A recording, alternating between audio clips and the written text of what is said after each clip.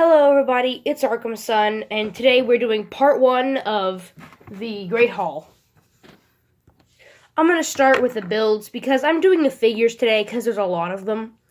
So I'm just going to start with the builds because it's easier than having to do the builds with the set itself. So this is the boat that brings the first years to the Great Hall so they can eat a banquet and be sorted into their houses. It is a very, very simple build. It's a 5-piece build, very simple. Has a little headpiece right here that's translucent green, translucent green, and it has a hook piece on the top that connects it to this pole that connects to the cone that connects to the boat. Very simple. The boat is supposed to float, and I think it does because it's very light. And let's go on to the creature that's in the set. Here we have the Basilisk. I don't know its name because I don't think it has a name, technically speaking. It was always just known as the Basilisk because there's not any other ones in the Harry Potter movies. But if you look up Harry Potter Lego Basilisk, then the first result is just terrifying. So people don't like this one. I can't blame them. I like it, but it's just not as good as you want it to be. But the teeth do come off because, that way if it bites Harry, then he can take the tooth off. It has ball joints, so it can move, some better articulation, and a simple, smaller ball joint at the back. Its mouth opens and closes. That's a bit too much, though. It's supposed to look like this, but I think that looks just super derpy. So I keep it more at a kind of a articulated position. Kind of a little bit, I don't know. So I keep it kind of like that. I thought it looked better. Now let's go on to the figures. Here we have our first figure, which is Richard Harris, right? Correct me if I'm wrong. But this is the years 1 and 2 Dumbledore.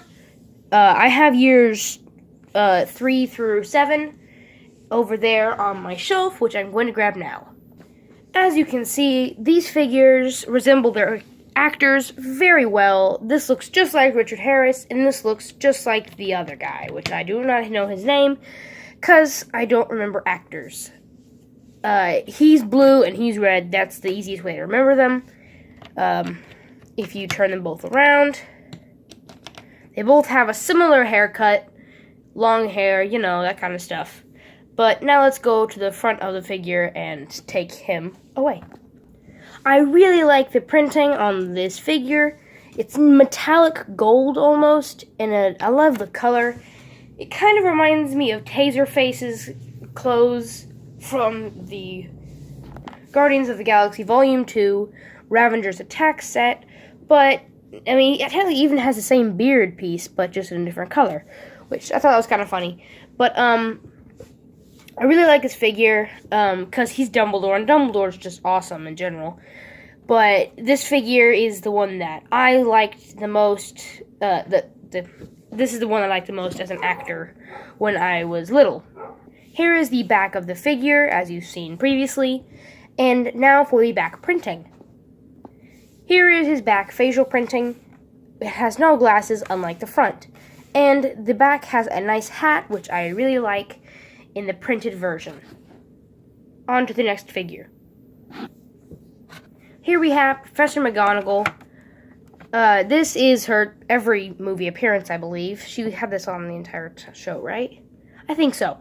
But she has the classic witch's hat, some dark green that's almost emerald clothing and cloaks, some semi-metallic printing right here. Here we go. Right here. Very simple. Love this figure because McGonagall, and I just love all the figures in the set, just so you know, because they're all awesome.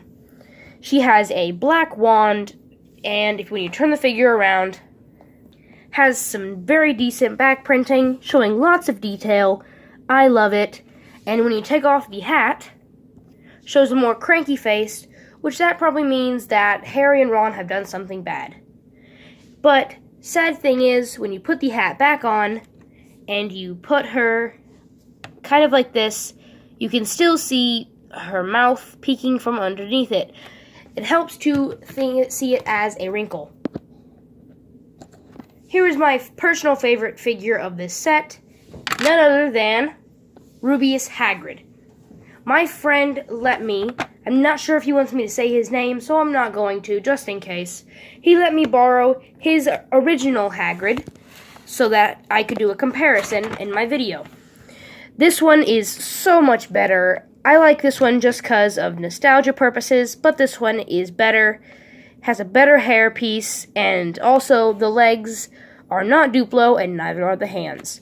I love this figure so much. Now let's remove him and get back to reviewing this figure. And he has his classic pink umbrella, which hides his wand inside. He has Technic pins inside the jacket, which clip on his arms, and he has the new lantern piece. I like this figure a lot. Here is underneath the hair. I really like this figure a lot. Again, I say it's my favorite figure of the set. Here is the hair without him in it. And when you click it back on, he looks like Hagrid. Then when you turn the figure around, but first before we do that, as you can see, they molded on some pockets, which I really like. And the printing on him is just phenomenal. As you see, there is no printing on the back, which does not mind, which doesn't make me mad or anything, because he's wearing a trench coat, so there's not much supposed to be there anyway. On to the next figure. Here we have Professor Quirinius Quirrell. I really like this figure, and I love this purple turban. It's actually more of a violet color, or maybe an indigo. He, as you can see, has some scarf printing and a tie and undershirt. It's white. There is some button work right there. You can kind of see it, but probably not because of my very bad camera. Actually, well, now you can. There we go. See the buttons right there? No leg printing, which is kind of disappointing, but no big deal. His arms, also no printing. He has a brown wand. When you turn him around, there is plenty of printing. I mean, there's 5 lines, but that's no big deal. He doesn't need a lot on the back. But then when you unwrap his turban, he reveals a very dark secret. Lord Voldemort. Oops-a-daisies, I said his name. This face is very creepy. He looks like he got deep fried in the McDonald's frying pan. Yeah, that makes sense. Okay, now let's go on to the next figure. We are just now halfway done, now reaching the ghost of Gryffindor Tower, nearly headless Nick, or Sir Nicholas, whatever you want to call him, to be honest. I love the metallic printing on him, as you can see when I put him up and down. I love the printing. It is just very good. He has a nice hairpiece. I don't remember whose it is. It's Doc Brown's. There we go. It's Doc Brown's hairpiece from Back to the Future, and he has gray arms and white hands. Again, love this figure and the printing on it. And then, when you turn him around, there's lots of details in the back of the hair, and some more beautiful back printing. And then when you take off the hairpiece, he has a sad face. As you can see with most of the figures in this set, they either have a sad or mad expression on the back. Except for, I believe, Hagrid and Dumbledore. Except for Quirrell, who has a dark secret, and you know who. And here we have the star of the show, Harry Potter himself, with a dark brown wand, and his Gryffindor sweater, tie, and black short legs. He has his new hairpiece for this year, where it parts here to show his scar underneath on his forehead. When you turn the figure around, he has some more back printing and lines showing the Gryffindor colors, gold and red, the same as the Phoenix. And when you take off his hairpiece, it has a scared expression, showing that he is either being frightened by the basilisk or something other that is super dangerous in Hogwarts, because Hogwarts is not a very safe place, unlike what Dumbledore told us. Here we have Ronald Weasley with his brown wand, Gryffindor clothing, sweater, or whatever you want to call it, and tie with the gold and red, some black short legs, and a small smile on his face. And when you turn him around, the exact same as Harry's, and whenever you take off his hairpiece, a very iconic scared expression, the same as in the Whomping Willow and Aragog's lair.